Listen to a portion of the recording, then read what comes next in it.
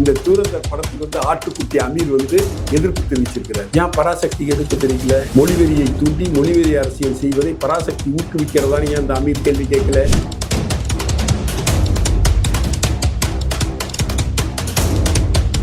நம்ம நாட்டில் எல்பிஜி எடுக்கிறத தடுத்து நிப்பாட்டினா எங்க கிடைக்குதோ அங்கதானே எடுக்க முடியும். போய் குஜராத்தில் எடுக்க வேண்டியதுதானே, போய் ராஜஸ்தானில் எடுக்க வேண்டியதுதானே.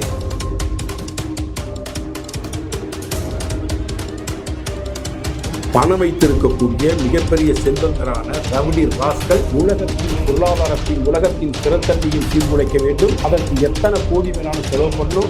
100 ஆண்டுகள் ஆயிடுச்சு RSS ஆரம்பிச்சு. இந்த வருஷம் 100வது ஆண்டு. 100 ஆண்டுகள் ஒரு அமைப்பை ஆரம்பித்து அதை வளர்ச்சியடைந்து இன்று அவருடைய அரசியல் இயக்கமாக பாரதிய ஜனதா கட்சி என்ற ஒரு இயக்கத்தை போக்கி அந்த இயக்கம் தொடர்ந்து 3வது முறையாக வெற்றி பெற்று ஆட்சி அதிகாரத்தில் இருக்கிறது.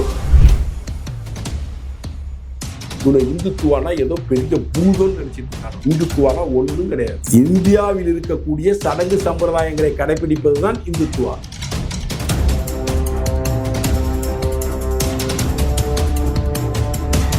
துரந்தர் 2 திரைப்படம் பார்த்தீங்கன்னா நாடு முழுக்க வெளியாகி வெற்றி படமா கொண்டாடப்பட்டு வருகிறது. தமிழகத்துல அந்த படத்தை தடை செய்யணும் அப்படின்னு சொல்லி நீதிமன்றத்துல மனு வந்திருக்கு. காரணம், தேர்தல் நடைமுறை விதிகள் அமல்ல இருக்கும்போது ஒரு கட்சிக்கு சார்பாக இந்த படம் காட்சிகள் இருக்கு அப்படின்னு சொல்லியிருக்காங்களே, நீங்க எப்படி பாக்குறீங்க? இது ஒரு கட்சி சார்புடைய படமாக நான் பார்க்கல. ஒரு நிகழ்வு, அந்த நிகழ்வின் உண்மை தன்மையை அடிப்படையாக வச்சு அந்த படத்தை எடுத்திருக்கிறாங்க. அதுல அப்ப ஆளக்கூடிய பிரதமரையும் ஆளும் அரசாங்கத்தை பத்தியும் பேசியிருக்கிறாங்க. அங்க நரேந்திர மோடி வாழ்கன்னு கோஷம் போட்டாங்களா? இல்ல. தாமரைக்கு ஓட்டு போடுனதுல கேட்டாங்களா? இல்ல திமுக தீய சக்தின்னு சொல்லி அந்த படம் பேசுதா? அப்படிலாம் எதுவுமே பேசல. அந்த படம் நாட்டுப்பட்டு உள்ள ஒவ்வொரு மனிதனும் பார்க்க வேண்டிய ஒரு திரைப்படமாக எடுக்கப்பட்டிருக்கு. உண்மைக்கு மிக அருகில் சென்று திரைக்கதை வசனம் அமைக்கப்பட்டிருக்கிறது. மிக சிறப்பான முறையில் செய்யப்பட்டிருக்கிறது. ஜாக்கிங் போறப்ப கனடாவோட பிரதமரும் இன்னொரு நாட்டோட பிரதமரும் ஜாக்கிங் போறாங்க. ஜாக்கிங் போறப்ப துரந்தர் 2 பத்தி பேசி அதனுடைய உண்மைத்தன்மையையும் அந்த படம் பேசக்கூடிய உண்மையை பற்றி அவர்கள் விவாதித்துக் கொண்டு ஜாக்கிங் போறாங்க. அந்த அளவுக்கு அயல் நாடுகளில் கூட இது மிகப்பெரிய தாக்கத்தை உருவாக்கி இருக்கக்கூடிய துரந்தர் 2 படத்தை தடை செய்வதற்கு சாத்தியம் இல்லை. இது சார், நரேந்திர மோடியினுடைய வாழ்க்கை வரலாற்றை பற்றி ஒரு படம் எடுக்கப்பட்டது. அந்த படத்தை 2024 தேர்தல் வெளியிட முயற்சி பண்ணப்ப தேர்தல் ஆணையம் தடுத்து நிறுத்தியது. ஏன்னா அது தனிப்பட்ட நரேந்திர மோடி என்கின்ற ஒரு மனிதரை பற்றிய திரைப்படம் என்பதால் தேர்தல் காலத்தில் வெளிவரக்கூடாது என்று நினைத்தது. இது ஒரு இந்தியாவில் நடைபெற்ற ஒரு தீவிரவாத சம்பவத்தை அடிப்படையாக வைத்து அதுல என்ன நடந்துச்சு, பாகிஸ்தான்காரன் என்ன பண்ணா, இது இந்தியா என்ன பண்ணுச்சு, இந்திய ஆளும் தரப்பு என்ன பண்ணுச்சு, இந்திய மிலிட்டரி என்ன பண்ணுச்சு, NIA என்ன பண்ணுச்சு அப்படிங்கிறதை உருவாக்கக்கூடிய ஒரு திரைக்கதை அமைத்து இந்த படம் தயாரிக்கப்பட்டிருக்கு. வெற்றிகரமாக ஓடிக்கொண்டிருக்கிறது. இதற்கு தடை கேட்பது நியாயமில்லை என்று நான் கருதுகிறேன்.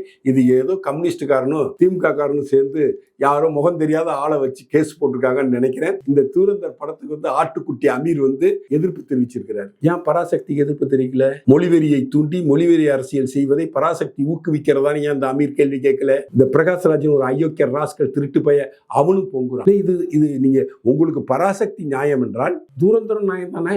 ஏன் பராசக்தி போன்ற உண்மைக்கு புறம்பான படங்கள் வரும் பொழுது உண்மையை பேசக்கூடிய தூரந்தர் வரக்கூடாதா? அதை மக்கள் ரசிக்க கூடாதா? பராசக்தி சட்டர் flop, Dhurandhar success, super hit movie ஆயிடுச்சு. 4-5 நாள்லயே 15-16 கோடி 400-450 கோடியை வசூல் பண்ணி கடந்து போயிட்டு இருக்கு. ஸோ நீங்கள் 200 கோடி செலவு பண்ணி எடுத்த பராசக்தி படம் ஃபிளாப் ஆயிடுச்சு. அதை வைத்து நீங்கள் ஒரு அரசியல் லாபம் அடைய முனைந்தீர்கள். அதனால் அந்த படம் ஃபிளாப் ஆச்சு. இவங்க அரசியல் லாபத்திற்காக இந்த படம் எடுக்கவில்லை. உண்மை சம்பவத்தை அடிப்படையாக வைத்து உண்மைக்கு மிக அருகில் சென்று தூரந்தர் படம் எடுக்கப்பட்டதால் இந்த படம் சூப்பர் டூப்பர் ஹிட் ஆகி உலக அளவில் வசூலை குவித்துக் கொண்டிருக்கிறது. தூரந்தர் போன்ற திரைப்படங்கள் அடிக்கடி இந்திய திரைக்கு வர வேண்டும். தமிழ் திரையுலகமும் இப்படி மாற வேண்டும் என்று ஒரு திரைக்கலைஞனாக இதை கோரிக்கையாக தமிழ் இயக்குநர்களுக்கு வைத்துக் கொள்கிறேன்.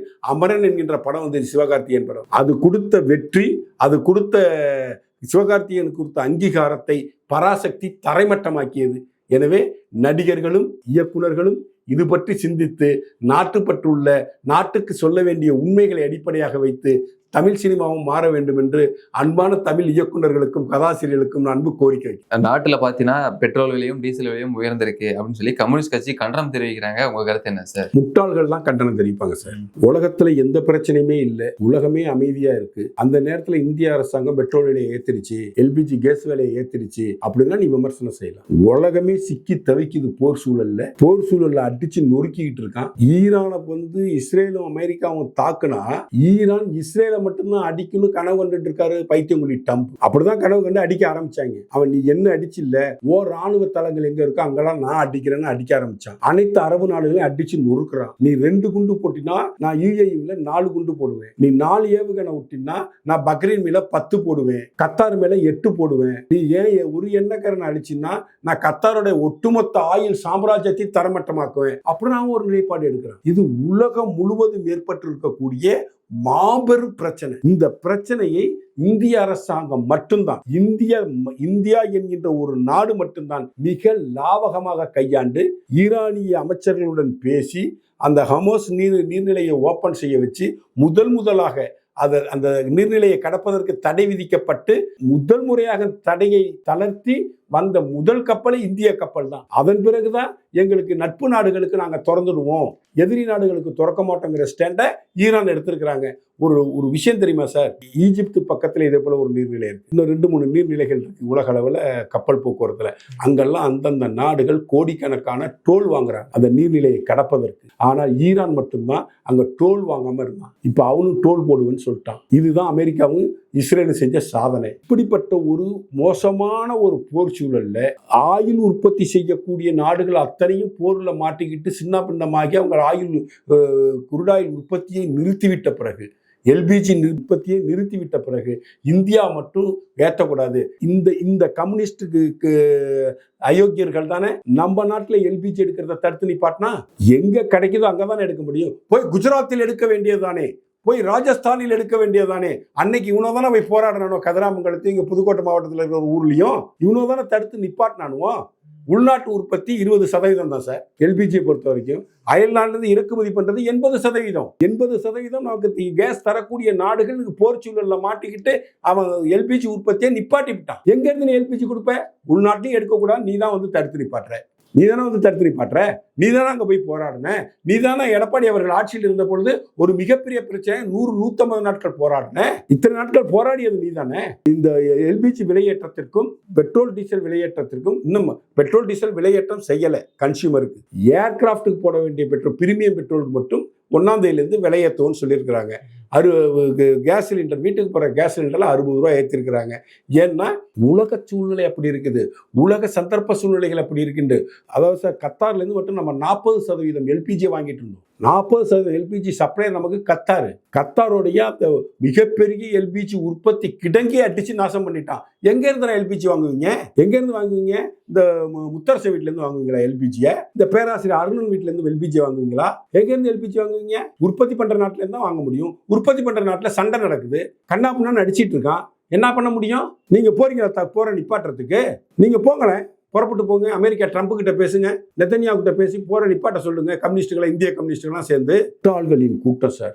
எதை வச்சு நம்ம பிரச்சனை பண்ணலாம், எதை வச்சு செய்யலாம், அதனுடைய பிரச்சனை என்ன, அதனுடைய தீவிரவாதம் என்ன? இந்த நேரத்தில் எதிர்க்கட்சியாக செயல்படாமல் ஆளும் அரசாங்கத்துடன் இணைந்து மக்கள் நலம் சார்ந்து அவங்களுக்கு தெரிஞ்ச ஒரு ஐடியாவை கொடுத்து இப்படி செய்யலாம் அப்படி செய்யலாம், மக்களாக இணைந்து அரசாங்கத்தோட ஒருங்கிணைந்து இந்த பிரச்சனையிலிருந்து வெளிவருவதற்கு உறுதுணையாக நிற்க வேண்டிய எதிர்க்கட்சிகள் இதை வைத்து அரசியல் செய்வதும். ராகுல் காந்தி என்கின்ற முட்டாள் பார்லிமெண்ட் வாசல்ல டீ குடிச்சிட்டு எல்பிஜி குடின்னு கேட்கிறார். இங்க செல்வத்தன்மைங்கிற முட்டாள் கேஸ் சிலிண்டர் கையில வச்சு ஸ்டோர்ல சுமிட்டு கேஸ் கொடுக்குறான். எங்க கேஸ் கொடுக்கறது? நெடுவாசல் எடுத்துருந்தா கொடுத்துருக்கலாம், நெடுவாசல் எடுக்க விடல. எடப்பாடியார் பாதுகாக்கப்பட்ட வேளாண் மண்டலமா அறிவிச்சுட்டாரு. காவிரி டெல்டா மண்டலத்தில் தான் ஹைட்ரோ கார்பன் அதிக அளவு கிடைக்குது. அதிக அளவு ஹைட்ரோ கார்பன் கிடைக்கிற இடத்துல தான் எடுக்க முடியும். அதுக்கு தேவை 1% நிலம் கூட தேவைப்படாது. ஒரு தொலை தான் 8 to 10 அடிக்கு ஒரு தொலை போட போறாங்க, ஹைட்ரோ கார்பனை கண்டுபிடிக்க போறாங்க, கேஸ் எடுக்க போறாங்க. அது ஏதோ விவசாயத்தை அழிச்சிடும், விவசாயிகளை அழிச்சிடும், நாடு நாசமா போயிடும் அப்படின்னு சொல்லி பெரிய போராட்டத்தை பண்ணி நெடுவாசல்ல நூற்றுக்கணக்கான நாட்கள் போராட்டத்தை நடத்தி அந்த நெடுவாசல் ஐடென்டிஃபிகேஷன் பண்ணாங்கல்ல சார். அப்ப அந்த பகுதியினுடைய எம்எல்ஏ கம்யூனிஸ்டுக்காரன் தான் இருந்தான். அவன் அப்பையில போய் எதிர்ப்பு தெரிவிச்சிருக்கணும். அப்பெல்லாம் எதிர்ப்பு தெரிவிக்கல. ஸோ உள்நாட்டு உற்பத்தியை செய்தாலும் தடுத்து நிறுத்தி, வெளிநாட்டிலேருந்து வாங்குற இடத்துல வார் நடக்கிறப்ப எனக்கு கேஸை கொடு, விலையேத்தாதனா முட்டாள்கள் தான் அப்படி சொல்வார்கள். கம்யூனிஸ்டுகள் முட்டாளாகி விட்டார்கள். அதனால தான் 5 சீட்டுக்கு அடிமையாகி போயிருக்கிறார்கள். எனவே கம்யூனிஸ்டுகள் விமர்சனம் ஒரு விமர்சனமே இல்லை. காங்கிரஸ் கட்சி என்பது இந்திய தேச விரோத செயல்களில் தொடர்ந்து ஈடுபட்டு கொண்டிருக்கக்கூடிய கட்சி. அதன் தலைவர் ராகுல் காந்தியும் அதையே செய்து கொண்டிருக்கிறார். எனவே அவர்கள் விமர்சனம் எதுக்கும் உதவாது. மக்களுக்கு தெரியும் சண்டை நடக்கிறது பெட்ரோல் கேஸ் உற்பத்தி பண்ற நாடுகள்ல சண்டை நடக்குது. அதனால நமக்கு வரத்து கம்மியா இருக்கிறதுனால நம்ம விலையேற்றம் என்பது தவிர்க்க முடியாது என்பது நமது மக்களுக்கு தெரியும். மக்கள் இந்திய அரசாங்கத்துடன் ஒற்றுமையாக இருக்கிறார்கள். ஒரு காவல் தெய்வமாக இருந்து இந்தியாவை காப்பாற்றி கொண்டிருக்கிறார் திரு நரேந்திர மோடி, அவரது அரசாங்க சகாக்களும். எனவே மக்கள் பேனிக் ஆகாதீங்க. சிறிய இந்த வார் இன்னொரு 4 நாள் 5 நாள்ல முடிஞ்சிட்டா படபடன்னு எல்லாம் சரியாகிறதுக்கான வாய்ப்பு உண்டு. மிடில் ஈஸ்ட்லேருந்து நமக்கு எல்பிஜி கிடைக்காட்டினாலும் எல்பிஜி கிடைக்கிற இடத்துல இருந்து வாங்கிட்டு வரதுக்கான சாத்தியக்கூறுகள் உருவாகும். ரஷ்யாவிலேருந்து பெட்ரோலை கொண்டு வரதுக்கு நமக்கு சாத்தியக்கூறுகள் உருவாகும். ஆனால் இந்த வார் இன்னும் ஒரு வாரத்தில் நீடிக்காமல் இன்னும் 30-45 நாள் கடந்து சென்றால் இந்தியாவிலும் விலையேற்றங்கள் தவிர்க்க முடியாததாக ஆயிடும். இவங்க நினைச்சிட்டு இருக்காங்க குரூட் ஆயில்ல இருந்து பெட்ரோல் டீசல் தான் எடுக்கிறாங்கன்னு. சாலைகள் போட வேண்டிய தார்ல ஆரம்பிச்சு பெயிண்ட் தயாரிப்புல, பிளாஸ்டிக் தயாரிப்புல, உரம் தயாரிக்கிறதுல எல்லாத்துலேயும் அந்த கச்சா எண்ணெயில் இருந்து மூலப்பொருள் எடுத்து தான் செய்கிறாங்க. அப்போ எல்லா விலையும் உயரதான் செய்யும். இதை ஏன் ஸ்டாக் பண்ணி வைக்கல?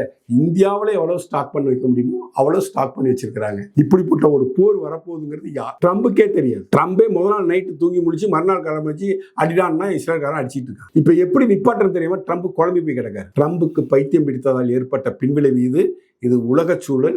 அந்த உலக சூழலை மக்கள் நாம் ஏற்றுக்கொள்ளதான் வேண்டும். அதை அனுசரித்தான் செல்ல வேண்டும். நீங்கள் எதற்கும் பயப்பட வேண்டாம். நரேந்திர மோடி அவர்கள் நம் நாட்டின் பிரதமராக இருக்கிறார். அவர் நம்மளை பாதுகாப்பார். எல்லை சாமியாக இருந்து பாதுகாப்பார். மக்கள் பேணி காக்க வேண்டாம் என்று அன்புடன் கேட்டுக்கிறேன். RSS அமைப்பை தடை செய்யணும்னு சொல்லி அமெரிக்காவை சேர்ந்த USCIRF ஆணையத்தின அறிக்கை கொடுத்திருக்காங்க. இது காங்கிரஸும் ஆதரவு தெரிவிச்சிருக்காங்க. உங்க பார்வை என்ன சார்? சார், அமெரிக்காவில் இது போல ஏகப்பட்ட அமைப்புகள் இருக்கும் சார். ஏகப்பட்ட டுபாக்கூர் லெட்டர்பேட் அமைப்புகள்லாம். அந்த அமைப்புகளுக்கு எல்லாம் ஃபண்டு பண்றது யாருன்னா ஜார்ஜ் சோரஸ் என்கின்ற உலக ரவுடி பயவன். அவன் ரவுடி பயவன். பணம் வைத்திருக்கக்கூடிய மிகப்பெரிய செல்வந்தரான ரவுடி ராஸ்கல் உலகத்தின் பொருளாதாரத்தையும் உலகத்தின் ஸ்திரத்தன்மையும் சீர்குலைக்க வேண்டும். அதற்கு எத்தனை கோடி வேணாலும் செலவு பண்ணும். உலகத்தில் உள்ள அனைத்து நாடுகளின் பங்கு சந்தையையும் அவன் நாசப்படுத்த வேண்டும். அந்த பங்கு சந்தையில் உள்ள புந்து கோடிக்கணக்கான ரூபாயை அவன் உள்ள சம்பாரிச்சுட்டு வந்துருவான். அதே போலதான் அதானி குழுமத்துக்கு எதிராக ஒரு அறிக்கை வெளியிட்டு அந்த பங்கெல்லாம் கீழே விழுந்துச்சு. கீழே விழுறப்ப எல்லாம் விற்க ஆரம்பிச்சான். இவன் ஒரு நிறுவனத்தை வச்சு அந்த மொத்த பங்கையும் வாங்கி திரும்ப வித்தான். சரியானதுக்கு அப்புறம் பல கோடி சம்பாதிச்சுட்டு போயிட்டான். இவன் ஜார்ஜ் சோரஸோட சொந்த ஊர் ஹங்கேரிக்குள்ள ஜார்ஜ் சோரஸ் நுழைய அந்த அரசாங்கம் தடை விதித்திருக்கு. ஜார்ஜ் சோரஸ் பேர்ல ஒரு சட்டமே நிறைய. ஜார்ஜ் சோரஸுக்கு ஆதரவாகவோ ஜார்ஜ் சோரஸ் சொன்னதாகவோ எவனையும் பேசுனா தண்டனைக்குரிய குற்றம்னு ஜார்ஜ் சோரஸுடைய சொந்த நாட்டில் சட்டம் போட்டிருக்கான். இந்த ஜார்ஜ் சோரஸ் என்கின்ற அயோக்கிய சிகாமணியினுடைய கையால் நிறுவனமாக பிராக்சிகளாக அவன் பல்வேறுபட்ட அமைப்புகளை வச்சிருக்கிறான். அப்படிப்பட்ட ஒரு அமைப்பு தான் இந்த அமைப்பு. இந்த அமைப்பு சைனாவுக்கு போய் ஆய்வு நடத்தினியா? கிட்டத்தட்ட 28% உயிர்ச்சூரின இஸ்லாமிய பெருங்குடி மக்கள் சைனாவில் வாழ்ந்தாங்க. இன்னைக்கு 8% குறைஞ்சு போச்சு. அங்க இருந்த மசூதிகள் அனைத்தும் கழிவறைகளாக மாற்றப்பட்டிருக்கின்றன சைனாவில். ஒரு பய பேசுறான் அதை பத்தி. இந்த அமைப்பு அதை பத்தி பேசியிருக்கா? பேசுறதுக்கு யோகியதை இருக்கா? சார், நான் கேட்கிறேன், பாகிஸ்தான்ல முஸ்லீம்கள் பாதுகாப்பா இருக்காங்களா? பாகிஸ்தான்ல இஸ்லாமியர்கள் பாதுகாப்பா இருக்காங்களா? அங்க சன்னிசியா முஸ்லீம்கள் இருக்கு. சன்னிசியாவுக்குள்ள அங்க சண்டை நடக்குது. சிந்து பகுதியில் இருக்கக்கூடிய முஸ்லீம்கள் போராடிட்டு இருக்கான். 4 பக்கமும் பாகிஸ்தான்ல இஸ்லாமியர்கள் பாதிக்கப்பட்டிருக்கான். ஒரே ஒரு விஷயத்தை இந்திய இஸ்லாமியர்களும் இந்திய சிறுபான்மை மக்களும் ஒன்றை புரிந்து கொள்ள வேண்டும். ஏதாவது ஒரு இஸ்லாமிய நாட்டில் இருக்கக்கூடிய ஏதாவது ஒரு இஸ்லாமியர் இன்று நிம்மதியாக இருக்கிறாரா? பாதுகாப்பாக இருக்கிறாரா? நைட்டு படுத்தா காலம்பரம் நம்ம ஏந்திரிப்போங்கிற நம்பிக்கை எந்த இஸ்லாமிய நாட்டில் வாழக்கூடிய இஸ்லாமியருக்காக இருக்கிறதா? எல்லா இஸ்லாமிய நாடுகளும் குண்டுமலை பொழிந்து கொண்டிருக்கிறது. எல்லா இஸ்லாமிய நாடுகளும் தீவிரவாதம் தலைவிரித்து ஆடுகிறது. எங்க பார்த்தாலும் வெடிகுண்டு சத்தத்தில் இஸ்லாமிய நாடுகள் கலங்கி நிற்கின்றன. இந்தியாவில் இருக்கக்கூடிய இஸ்லாமிய பெருங்குடி மக்கள் தான் இங்கு பாதுகாப்பாகவும் சர்வ சுதந்திரத்துடனும் சர்வ ஜனநாயக உரிமையுடனும் இந்தியாவில் மட்டும்தான் உலகத்திலே இஸ்லாமிய பெருங்குடி மக்கள் வாழ்ந்து கொண்டிருக்கிறார்கள் என்பதை இஸ்லாமிய பெருங்குடி மக்கள் உணர வேண்டும். சோ RSS தடை பண்ணணும். காங்கிரஸ்ல சொல்லியிருக்கிறாங்க, வல்லபாய் பட்டேல் காந்தி கொலை வழக்கின் போது RSS-ஐ தடை செய்தார். அப்புறம் யார் அதை விளக்குனது? உன் தாத்தன் தான் விளக்குனா. சைனா போர்ல உனக்கு ராணுவ வீரர்கள் தேவைப்பட்டாங்க, கொண்டு போய் நிப்பாட்டினாங்க RSS தொண்டர்களை. அதுக்காக தான் ஜவஹர்லால் நேரு பிரைம் மினிஸ்டர் இருந்தப்ப சுதந்திர தின பேரணியில RSS-க்கு அணிவகுப்புக்கு மரியாதை கொடுத்தாங்க. அப்படிப்பட்ட இயக்கம் RSS இயக்கம். RSS இயக்கத்தை பத்தி இந்த அமெரிக்க பன்னாடைகளுக்கும் சார்ஜோரஸின் அடிமைகளுக்கும் என்ன சார் தெரியும்? 100 ஆண்டுகள் ஆயிடுச்சு RSS ஆரம்பிச்சு. இந்த வருஷம் 100வது ஆண்டு. 100 ஆண்டுகள் ஒரு அமைப்பை ஆரம்பித்து அதை வளர்ச்சியடை செய்து இன்று அதனுடைய அரசியல் இயக்கமாக பாரதிய ஜனதா கட்சி என்கின்ற ஒரு இயக்கத்தை துவக்கி அந்த இயக்கம் தொடர்ந்து 3வது முறையாக வெற்றி பெற்று ஆட்சி அதிகாரத்தில் இருக்கிறது. கிட்டத்தட்ட 18 மாநிலங்களில் நேரடியாகவும் கூட்டணி மந்திரி சபைகளாகவும் மொத்த இந்தியாவில் 80% பாரதிய ஜனதா கட்சியின் கூட்டணி கட்சிகளும் நேரடியாக ஆட்சி செலுத்துகின்றன. உலகத்திலேயே அதிகமான உறுப்பினர்கள் கொண்ட கட்சியாக பாரதிய ஜனதா கட்சி RSS உருவாக்கி கொடுத்திருக்கிறது. RSS என்ற இயக்கம் அங்கு சேரக்கூடிய மனிதர்களை தெய்வப்பற்றும் தேசப்பற்றும் மிக்கவர்களாக, நாட்டின் மீது உண்மையான பற்றுள்ளவர்களாக, நேர்மையாளர்களாக, இறைபக்தி உள்ளவர்களாக RSS பேர் இயக்கம் இங்கு அவர்களை வழிநடத்தி கொண்டிருக்கிறது. அது அவங்களுக்கு பிடிக்கல. அவன் என்ன சொல்றான்? மதமாற்ற தடை சட்டத்தை கொண்டு வந்து பல மாநிலங்களில் புகுத்தி இருக்கிறார்கள் RSS காரர்கள்.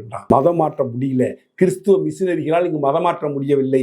அதை தான் அந்த அமைப்பு சொல்லுது. வக்பு திருத்த மசோதாவை கொண்டு வந்து விட்டார்கள். வக்பு திருத்த மசோதாவில் விவாதிப்போம். வக்போடுல வக்பு திருத்த மசோதாவில் பாதிக்கப்படக்கூடிய இந்துக்களும் கிறிஸ்துவர்களும் பாதிக்கப்படுறாங்க. அதை பாதிக்காம இருக்கணும். இன்னைக்கு உங்களுக்கு உங்க அண்ணனுக்கு சண்டை, உங்களுக்கு ஒரு சொத்து இருக்கு.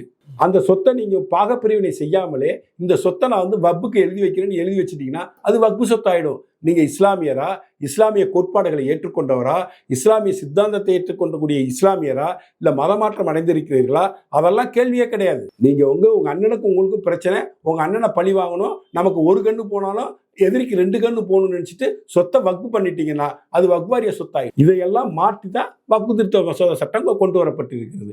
இதனாலலாம் இஸ்லாமியர்களுக்கு பாதுகாப்பு இல்லை. அதனால RSS தடை செய்யணும். RSS என்கின்ற ஒரு தூய்மையான, நேர்மையான, ஒரு இந்திய கலாச்சாரத்தை பாதுகாக்கக்கூடிய, இந்திய பண்பாட்டை பாதுகாக்கக்கூடிய, இந்திய இறை நம்பிக்கையை போற்றி வளர்க்கக்கூடிய, இந்துத்துவாவை வளர்க்கக்கூடிய ஒரு மாபெரும் அமைப்பு. இவனை இந்துத்துவானா ஏதோ பெரிய பூதம்னு நினைச்சிட்டு இருக்காங்க. இந்துத்துவானா ஒன்றும் கிடையாது. இந்தியாவில் இருக்கக்கூடிய சடங்கு சம்பிரதாயங்களை கடைபிடிப்பதுதான் இந்துத்துவா. இஸ்லாமிய பெருங்குடி மக்கள் திருமணத்தின் போது கருகமணி கட்டுவாங்க. சவுதி அரேபியாவில் யாரும் திருமணத்தின் போது கருகமணி கட்டுறதில்லை. குவைத்தில் கட்டுறதில்லை, ஈரான்ல கட்டுறதில்லை, ஈராக்கில் கட்டுறதில்லை. இந்தியாவில் மட்டும் கருகமணி ஏன் கட்டுறாங்க? இங்கு திருமாங்கல்யம் கட்டுவது போல் அவர்கள் கருகமணியை கட்டுகிறார்கள். இப்படி இந்த தொடர் சடங்குகளை பின்பற்றக்கூடியதுதான் இந்துத்துவா என்று அறியப்படுகிறது.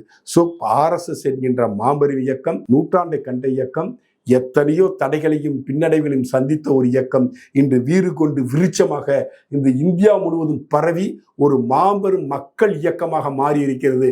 அப்படிப்பட்ட இயக்கத்தை தடை செய்ய சொல்வது ஜார்ஜோரஸ் அஜெண்டாவை இங்கு ராகுல் காந்தியும் காங்கிரசும் பிரதிபலிக்கிறார்கள். எனவே தமிழக மக்களுக்கு ஒரு அன்பான வேண்டுகோள். ராகுல் காந்தி போன்ற ஒரு தேச விரோதி பிள்ளை உங்களுக்கு வேண்டுமா? நரேந்திர மோடி போல தேச பற்றுள்ள உங்களுக்கு பிள்ளைகள் வேண்டுமா? ஆட்சி அதிகாரத்தை எப்படி செய்ய வேண்டும் என்ற அறிவு கூட இல்லாத திரு மு.க. ஸ்டாலின் போன்ற பிள்ளைகள் வேண்டுமா? வெற்றி பெற்ற பிறகு 2 நாள் சென்று கழிவறையை சுத்தம் செய்துவிட்டு அதுக்கப்புறம் தொகுதி பக்கமே செல்லாமல் மக்களை புறக்கணிக்கக்கூடிய, பகல் புல்லா தூங்கிட்டு அடிக்கக்கூடிய கொள்ளை கூட்டத்தின் தலைவராக விளங்கக்கூடிய திமுக காரர்கள் போல் உங்களுக்கு குழந்தைகள் வேண்டுமா? நியாயமாக, நேர்மையாக, உண்மையாக, சத்தியமாக, தேசப்பட்டுள்ள, இறைபக்தி உள்ள குழந்தைகள் உங்களுக்கு வேண்டும் என்று நீங்கள் நினைத்தால் ஒவ்வொரு தமிழனும் உங்கள் குழந்தைகளை RSS பேர் இயக்கத்தில் சேர்த்து RSS சாகாவிற்கு அனுப்புங்கள் என்று அன்பு வேண்டுகோள் வைக்கிறேன். உங்கள் வீட்டில் கல்லூரிக்கு செல்லக்கூடிய பிள்ளைகள் இருந்தால் அவர்களை AVVPயில் சேர்த்துவிட்டு ஒரு தேசப்பட்டுள்ள ஒரு சமூகத்தை படைக்க உருவாக்க வாருங்கள் என்று அன்புடன் கேட்டுக்கிறேன். மீண்டும் இணைந்து பேசும் தகவல் கொடுத்தமைக்கு நன்றி. நன்றி, வணக்கம், ஜெய்ஹிந்த்.